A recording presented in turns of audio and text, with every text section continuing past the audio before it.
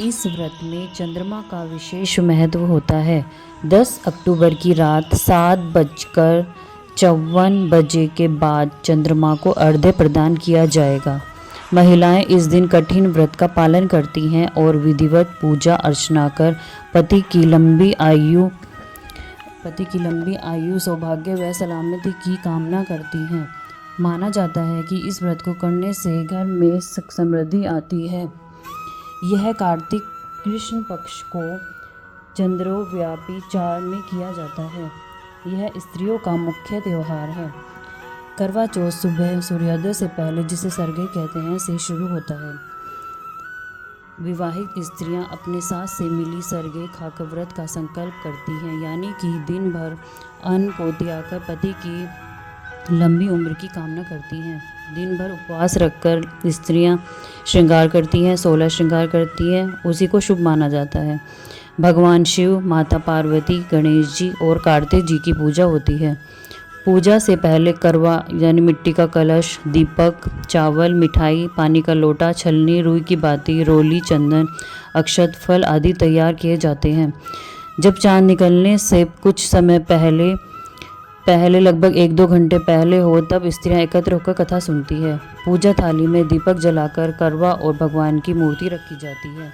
करवा चौथ की कथा सुनी जाती है और अपने पति की लंबी उम्र की कामना की जाती है। पूजा के बाद सब स्त्रियां एक दूसरे को सिंदूर, बिंदी, मिठाई आदि भेंट देती हैं।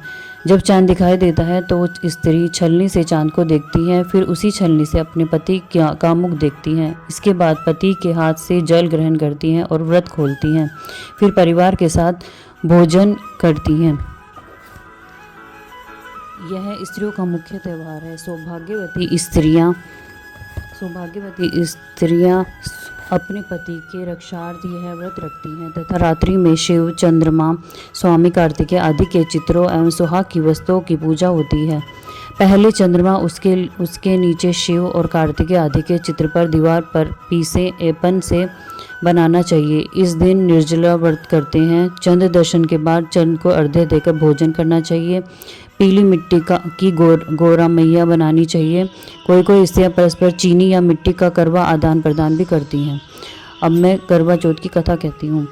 एक बार पांडु पुत्र अर्जुन तपस्या करके नीलगिरी नामक पर्वत पर चले गए। इधर पांडवों पर अनेक विपत्तियां पहले से व्याप्त थी। इससे द्रौपदी से शोकातुल हो कृष्ण का ध्यान किया। भगवान के दर्शन होने पर इन कष्टों का निवारण हेतु उपाय पूछा। कृष्ण जी बोले, हे द्रौपदी, इस दिन पार्वती ने शिव से इसी प्रकार चिन्ह लगाया था, तो उन्होंने सभी विघ्नों के नाशक इस करवा चौथ व्रत को ही बतलाया था। तो द्रौपदी प्राचीन काल में गुणी, बुद्ध, धर्मपरायण एक ब्राह्मण रहता था। उसके 4 पुत्र और एक गुणवती स्त्री सुशील पुत्री थी। पुत्री से विवाहित होने पर करक चतुर्थी का व्रत किया, किंतु चंद्रोदय से पूर्व ही उसे शुद्धा से बाध्य कर दिया, जिससे उसके दयालु भाइयों ने छल से पीपल की आड़ में कृत्रिम चांद बनाकर दिखा दिया। कन्या ने अर्घ्य दिया और भोजन किया। भोजन करते ही उसका पति मर गया। उससे दुखी होकर उसने अन्न जल छोड़ दिया। इसी रात्रि में चंद्रादि विचरण करने लगे। ब्राह्मण कन्या ने इंद्राणी से अपने दुख का कारण पूछा। इंद्राणी बोली, तुम्हें करवा चौथ व्रत में चांद दर्शन के पूर्व भोजन कर लेने से यह कष्ट मिला है। तब ब्राह्मण की कन्या ने अंजलि बांधकर विनय किया कि उससे मुक्त होकर कोई उपाय बताइए। इंद्राणी बोली, यदि तुम पुनः विधिवत करवा चौथ व्रत करोगी तो निश्चय तुम्हारे पति पुनर्जीवित हो जाएंगे।